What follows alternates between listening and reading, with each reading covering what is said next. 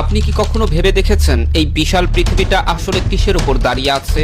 নিচে কি কোনো খুঁটি আছে নাকি অদৃশ্য কোনো দড়িতে ঝুলে আছে? চারপাশে যখন শুধু শূন্যতা, অন্ধকার আর অনন্ত মহাকাশ, তখন কিভাবে আমাদের পৃথিবী একটুও না পড়ে গিয়ে ঠিকঠাক ভেসে আছে? আরেকটা ভয়ঙ্কর প্রশ্ন, সূর্য এত বিশাল, এত শক্তিশালী, তার মাধ্যাকর্ষণ যদি সবকিছু টানে, তাহলে পৃথিবীকে সে গিলে ফেলছে না কেন? কেন কোটি কোটি বছর ধরে পৃথিবী ঠিক সূর্যের চারপাশেই ঘুরছে, একটুও কাছে যাচ্ছে না, আবার দূরেও সরে যাচ্ছে না? এটা কি কোনো অদৃশ্য শক্তি নাকি এমন কোনো নিয়ম যা না বুঝলে পুরো মহাবিশ্বটাই রহস্যে থেকে যাবে? বন্ধুরা, ভিডিওটা শেষ পর্যন্ত দেখতে থাকুন, কারণ আপনি আজ জানতে চাচ্ছেন পৃথিবী কেন পড়ে যায় না আর কেন সূর্যের চারপাশে বন্দী হয়ে ঘুরে বেড়ায়। আমরা প্রতিদিনই যা দেখি তার সবকিছুরই নিচে কোনো না কোনো ভিত্তি থাকে। ঘর মাটির ওপর দাঁড়িয়ে থাকে, মানুষ মাটির ওপর হাঁটে, গাছের শিকড় মাটির গভীরে থাকে, কিন্তু পৃথিবীর নিচে কি আছে? বাস্তবতা হলো পৃথিবীর নিচে কিছুই নেই, একদমই ফাঁকা অনন্ত মহাকাশ। আমরা অনেকেই জানি যে পৃথিবী শূন্যের মধ্যে ভেসে আছে, কিন্তু কিভাবে ভেসে আছে এই বিষয়টা পরিষ্কারভাবে জানা খুব কম মানুষেরই আছে। আর এর থেকেও বড় প্রশ্ন, পৃথিবী কেন সূর্যের চারপাশে ঘুরছে? কেন সে সোজা পথে মহাশূন্যে হারিয়ে যাচ্ছে না? আবার কেন সূর্যের দিকেও পড়ে যাচ্ছে না? আপনি যদি একটি অ্যানিমেশন ভিডিও লক্ষ্য করেন তাহলে দেখতে পাবেন সূর্য এক জায়গায় স্থির আর পৃথিবী তার চারপাশে ঘুরছে। পৃথিবীর নিচে বা উপরে কোনো দড়ি নেই, কোনো খুঁটি নেই, কোনো সাপোর্ট নেই। বাস্তব মহাকাশেও ঠিক এমনটাই ঘটে। তাহলে প্রশ্ন আসে, কোন শক্তি পৃথিবীকে ধরে রেখেছে? এই শক্তির নাম হলো মাধ্যাকর্ষণ শক্তি। সূর্যের বিশাল ভরের কারণে তার মাধ্যাকর্ষণ শক্তি অত্যন্ত শক্তিশালী। এই মাধ্যাকর্ষণ শক্তি পৃথিবীকে নিজের দিকে টানছে। কিন্তু এখানেই আরেকটা প্রশ্ন উঠে আসে, যদি সূর্য পৃথিবীকে টানে তাহলে পৃথিবী একদিন সূর্যের ভেতরে ঢুকে পড়ছে না কেন? কেন সূর্য পৃথিবীকে গিলে ফেলছে না? এই প্রশ্নের উত্তর পেতে হলে আমাদের পৃথিবীর গতি সম্পর্কে জানতে হবে। পৃথিবী নিজের অক্ষের ওপর প্রায় 24 ঘন্টায় একবার ঘুরে আসে। এই ঘূর্ণনের কারণেই পৃথিবীতে দিন ও রাত হয়। একে বলা হয় পৃথিবীর দৈনিক বা আহ্নিক গতি। একই সঙ্গে পৃথিবী আবার সূর্যের চারপাশে ঘুরছে। এই প্রদক্ষিণ সম্পূর্ণ করতে পৃথিবীর সময় লাগে প্রায় 365 দিন। এর কারণেই ঋতুর পরিবর্তন হয়, গ্রীষ্ম, বর্ষা, শরৎ, শীত। একে বলা হয় পৃথিবীর বার্ষিক গতি।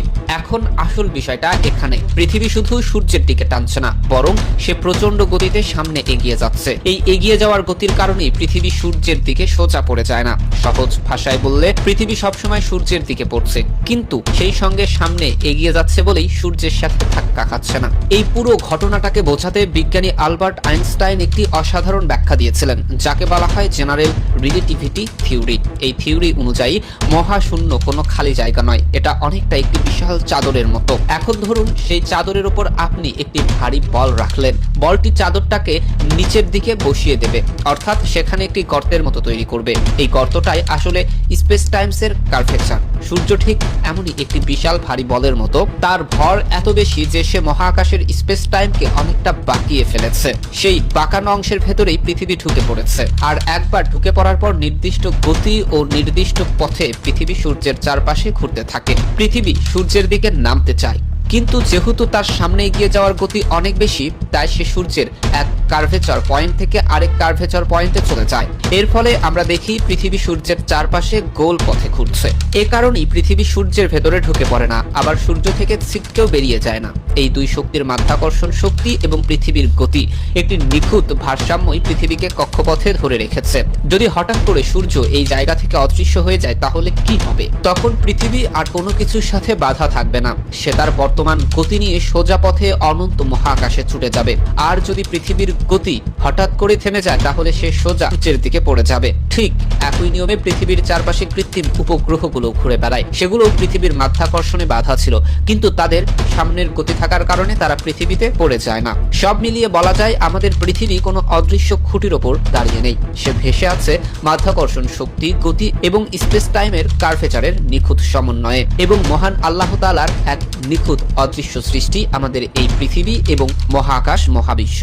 বন্ধুরা, এই বিষয়গুলো যদি আপনারা আগে না জেনে থাকেন তাহলে অবশ্যই আমার ভিডিওতে কমেন্ট করে জানাবেন। ভিডিওটি ভালো লাগলে একটি লাইক দিন, বন্ধুদের সাথে শেয়ার করুন। আর নতুন হয়ে থাকলে আমার পেজটি ফলো করতে ভুলবেন না। যারা ইতিমধ্যে আমার পেজটি ফলো করেছেন তাদের সবাইকে অসংখ্য ধন্যবাদ।